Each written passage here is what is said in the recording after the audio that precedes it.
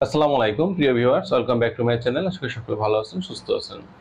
স্বামী স্ত্রী সহবাসটা তখনই খুব মধুময় হয় যখন দুজনেই ব্যথামুক্তভাবে সহবাস করতে পারেন। কিন্তু অনেক নারীরা জানতে চেয়েছিলেন যে সহবাসের সময় আমার অতিরিক্ত ব্যথা হয়, কি কি কারণে এমনটা হয়ে থাকে, বা এরকম যদি ব্যথা হয় তাহলে আমাদের করণীয় কি। মূলত বিষয়টা হচ্ছে, সহবাসের সময় যে ব্যথাটা হয় মেয়েদের, এক একজনের এক একটা সমস্যার কারণে এটা হতে পারে।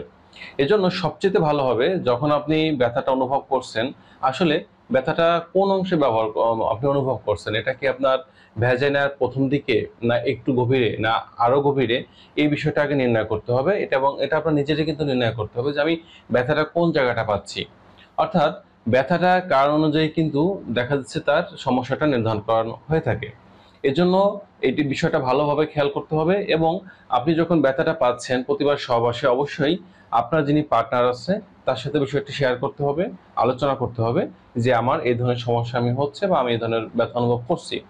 যদি আপনি এমনটা হয় যে নিজে স্বামীর কাছে লজ্জিত হবেন বা তাকে ছোট হয়ে যাবেন, বা সে কেমন বিষয়টা নিবে, এই সমস্ত চিন্তা করে যদি না বলেন, তাহলে দেখা যাচ্ছে এই ব্যথা দিনে দিনে পেয়ে যখন আপনি প্রতিবার সহবাসটা করছেন, এই সহবাসটা একটা সময় আপনার জীবনের জন্য অনেক বড় ধরনের ক্ষতি ডেকে আনতে পারে, এবং আপনার ভ্যাজাইনাল বিভিন্ন প্রকার প্রবলেম কিন্তু আপনার ফেস করতে হতে পারে। এবং এই কারণে যেটা করতে হবে, অবশ্যই সর্বপ্রথম কাজটা হচ্ছে হাজবেন্ডের সাথে আলোচনা করা বা তাকে বলা, আর নিজে নির্ণয় করা যে ব্যথাটা কোন জায়গা পাচ্ছি। আর ব্যথা হওয়ার যে কারণগুলো থাকে মূলত, তার মধ্যে প্রথম নম্বর যে কারণটা আমরা আহ, দেখি সেটা হচ্ছে যে দুশ্চিন্তা এবং মানসিক অবসাদ। অর্থাৎ দেখা যাচ্ছে হাজবেন্ডের সহবাস করার প্রচন্ড ইচ্ছা আছে, কিন্তু স্ত্রী হয়তো এই সময়টায় আসলে প্রচন্ড মানসিক কোনো বিষয়ে সমস্যা আছেন, বা কোনো অবসাদে আছেন, অথবা এমন হতে পারে যে তার সহবাস করার ইচ্ছা নেই। অর্থাৎ স্ত্রীর অনিচ্ছা সত্ত্বে যখন স্বামী সহবাস করবেন, তখন স্ত্রীর ভ্যাজাইনাতে যে ফ্লুইডটা নিঃসরণ হওয়ার কথা ছিল, যেটাকে আমরা কামরস বলে থাকি, এটা পর্যাপ্ত নিঃসরণ না হওয়ার কারণে তখন দেখা যাচ্ছে যে স্ত্রী ভ্যাজাইনাতে ব্যথা অনুভব করতে পারেন বা তিনি ব্যথা পেয়ে থাকেন। দ্বিতীয় নম্বর যে কারণ এটা হয়ে থাকে সেটা হচ্ছে ফোর পেলে না করা বা পর্যাপ্ত সময় নিয়ে না করা। আমাদের মাঝে ম্যাক্সিমাম নারী পুরুষ যারা আছেন, দেখা যায় হাজব্যান্ড হিসেবে যিনি আছেন তিনি ফোর প্লেতে একেবারেই অভিজ্ঞতা নেই বললেই চলে তার।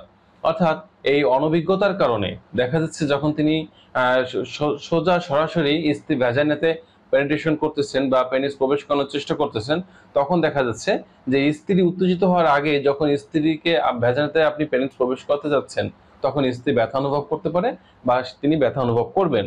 এই জন্য যেটা করতে হবে, অবশ্যই মেইন পেলেতে যাওয়ার আগে ফোর পেলেতে থাকা অবস্থায় পর্যাপ্ত সময় নিয়ে ফোর পেলে করতে হবে, এবং ফোর পেলে করে স্ত্রীকে পরিপূর্ণ উত্তেজিত করতে হবে। তারপরেই কেবলমাত্র আপনাদের সহবাস করতে হবে, তাহলে দেখা যাবে স্ত্রীর যে সবার সময় ব্যথা, এটা হয়তো আগের মতো অনুভব করবে না। তৃতীয় নম্বর যে কারণ এটা হয়ে থাকে সেটা হচ্ছে যোনিপথে বিভিন্ন প্রকার আঘাত লাগা, যেটা অনেক সময় দেখা যায় অনেক মেয়েদের এই ধরনের আঘাত পেয়ে থাকেন।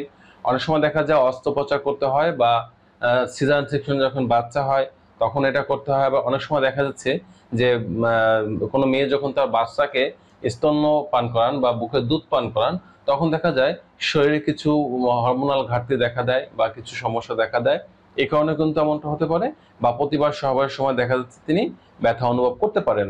আর ৪ নম্বর যে কারণ এটা হয়ে থাকে সেটা হচ্ছে যে শরীরে কিছু হরমোনাল পরিবর্তন, সেটা হতে পারে সন্তান প্রসবের পরে, অথবা দেখা যাচ্ছে যখন বুকে দুধ খাওয়াচ্ছে, অথবা এমন হতে পারে যে মেনোপেজ বা মাসিক যখন বন্ধ হয়ে যাচ্ছে, তখন দেখা যাচ্ছে যে ইস্ট্রোজেন হরমোনটা একেবারেই কমে যায়।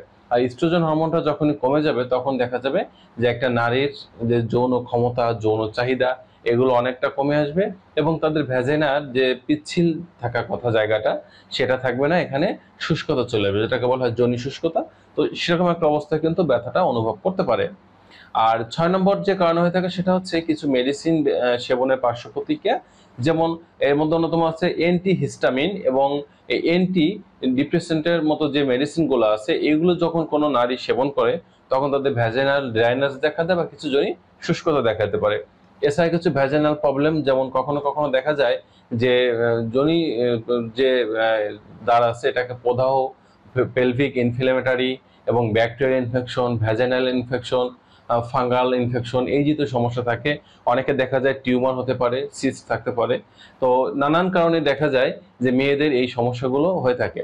এখন বিষয়টা হচ্ছে যে প্রথমত আগে নির্ণয় করতে হবে যে কোন কোন জায়গায় আপনি ব্যথাটা অনুভব করছেন, সেটা নির্ণয় করতে হবে এবং অবশ্যই এর সঠিক সমাধান পাওয়ার জন্য একজন রেজিস্টার চিকিৎসকের শরণাপন্ন হতে হবে।